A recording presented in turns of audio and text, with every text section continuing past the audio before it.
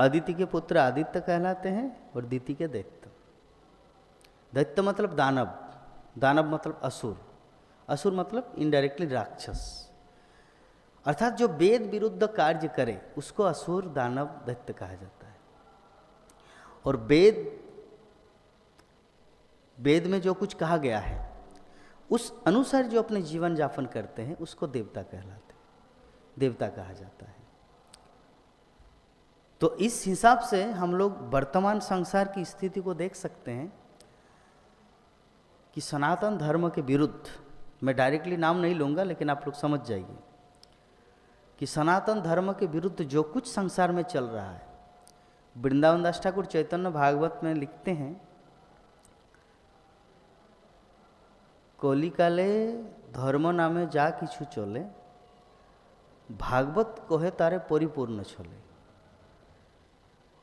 इसका मतलब है कि इस कलियुग में धर्म के नाम पर जो कुछ दिख रहा है या चल रहा है, भागवत कहे तारे परिपूर्ण छले। श्रीमद् भागवतम कहता है वो पूरी तरह से चीटिंग कर रहा है।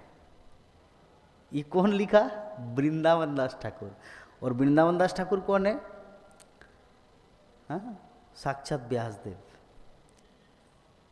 क्या है वो श्लोक? चैतन्य लीलार व्यास वृंदावन दास। जैसे कृष्ण लीला का व्यासदेव है व्यासदेव, पराशर मुनि का पुत्र व्यासदेव, सुखदेव गोस्वामी के पिता। चैतन्य लीलार व्यास वृंदावन दास। तो जैसे कृष्ण लीला का सभी महाभारत भगवान की सभी लीलाओं की रचना व्यासदेव ने किया, उसी प्रकार चैतन्य महाप्रभु की लीलाओं की रचना वृंदावन दास ठाकुर ने की। इसीलिए चैतन्य लीलार व्यास वृंदावन दास। तो वही वृंदावन दास ठाकुर ने कहा है कि कलिकाले धर्म नामे जा किछु चले, ना ना पृथ्वी ते धर्म नामे जा किछु चले,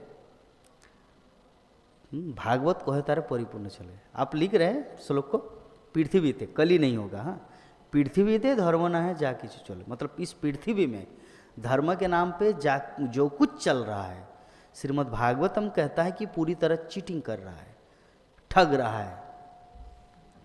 यस, आप दुनिया में जाइए, शिरडी साईं या कहाँ कहाँ जाके देखिए कितना भीड़ लगा हुआ है,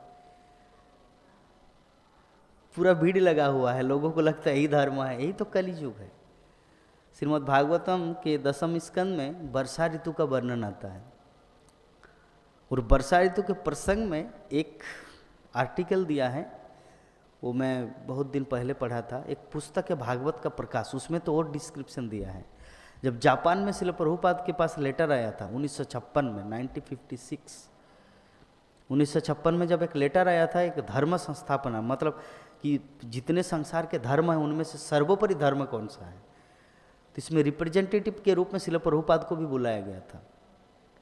लेकिन श्रील प्रभुपाद दुर्भाग्यवश जा नहीं पाए, तो उन्होंने लिखा था कुछ भागवतम का संदेश, और वो पुस्तक अभी भी बुक स्टॉल में मिलता है, भागवत का प्रकाश, द लाइट ऑफ भागवत। जो जापान में जो लिखा था उनको जो भेजे थे वही प्रकाशन बीबीटी के द्वारा, भक्तिवेदांत बुक ट्रस्ट के द्वारा बाद में छपवाया गया।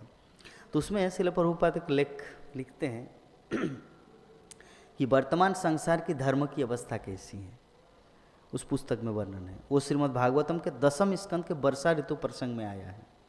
जैसे वर्षा ऋतु में क्या होता है कि सूर्य ढक जाता है, बादल सूर्य को ढक देता है, चंद्रमा को भी ढक देता है, और कभी कभी ऐसा कि 10 दिन 5 दिन 6 दिन ऐसे पता ही नहीं चलता कि सूर्य और चंद्रमा बोल के कुछ है। लेकिन जैसे रात होता है तो बहुत सारे जुगनू घूमते हैं, जुगनू के पीछे पिछवाड़े में लाइट लगा रहता है, आकाश में देखते हैं कितना सुंदर लाइट जल रहा है।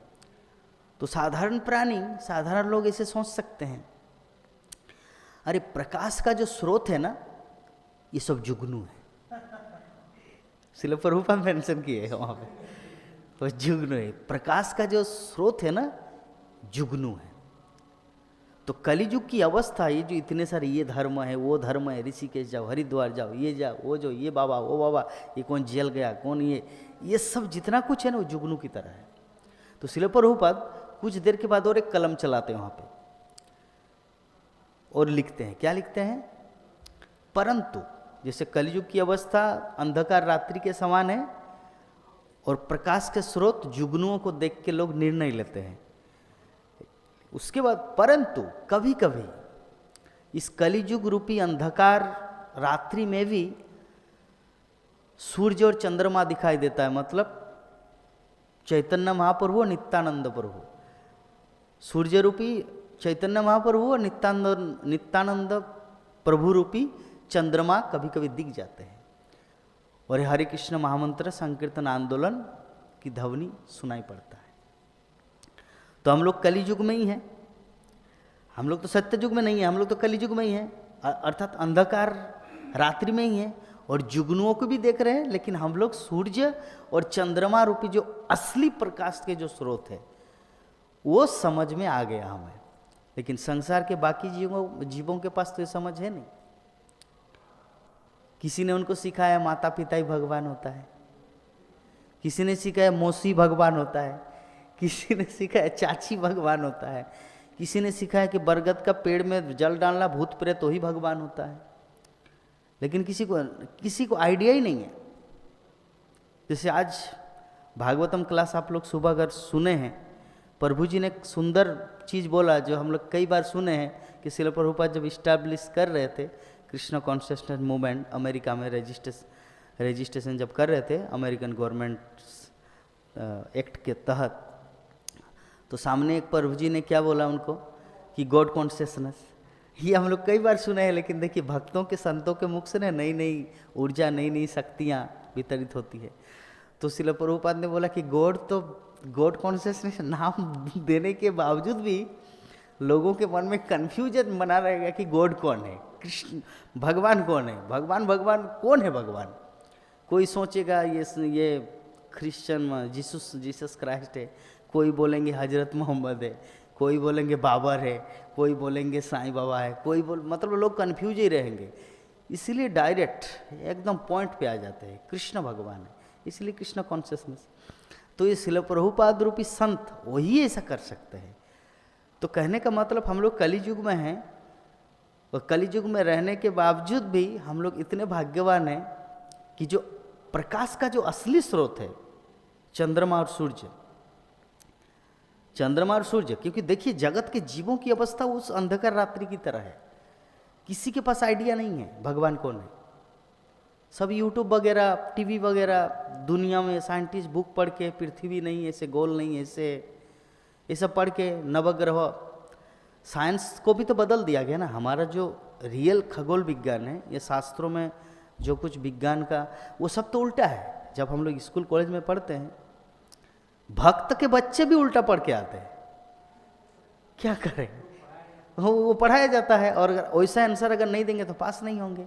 ऐसा ट्रिक है ब्रिटिश लोगों का और वही चल रहा है। NCERT या NCERT और पढ़ाई क्या है NCERT और एक क्या है ना आपका जो भी है, तो ऐसे टीचिंग लाइन दिया गया है। खैर जो भी है अल्टीमेटली जो अंधकार रात्रि में जो जुगनू को देख के लोगों का जो जैसा भ्रम है वैसी अवस्था वर्तमान संसार की हालत है। कुछ फ्यू सोल मतलब कुछ पुण्यात्मा ही इस्कॉन के माध्यम से श्रील प्रभुपाद के संस्था में आकर उनको वास्तविक प्रकाश का स्रोत प्राप्त हुआ। कृष्ण बलराम को समझ पाए, चैतन्य महाप्रभु नित्यानंद प्रभु को समझ पाए। इसलिए बुक डिस्ट्रीब्यूशन के ऊपर इतना जोर दिया जाता है इस्कॉन में, क्योंकि हम सब जितना कुछ जानते हैं ये तो श्रील प्रभुपाद के पुस्तक के प्रभाव से ही ना। ऐसा थोड़ी कि मतलब भगवान रात में जब सो जाते तो बिजली का झटका करंट लगा देते, जगन्नाथ देवदास तुमको मैं ये ज्ञान दे रहा हूँ गोलोक वृंदावन से, ऐसा थोड़ी है। जो ज्ञान मिला है ये तो श्रील प्रभुपाद की हेतु की कृपा से, भगवद गीता भागवतम से, ये संतों के मुख से है ना। तो इसीलिए ये सब पुस्तकों का वितरण इतना जोर दिया जाता है, ताकि जब हम लोग भगवद गीता भागवतम अध्ययन करेंगे और संसार के लोग जब पढ़ेंगे तभी तो इस्कॉन में आ रहे हैं ना। उनको थोड़ी कोई जाके बुला रहे हैं, वो तो खुद आ रहे हैं। जरा देखिए दिल्ली, मुंबई, लंदन, अमेरिका, इससे शहर छोड़ के लोग मायापुर जैसे गांव में आके बस रहे, क्यों? क्योंकि उनको समझ में आ गया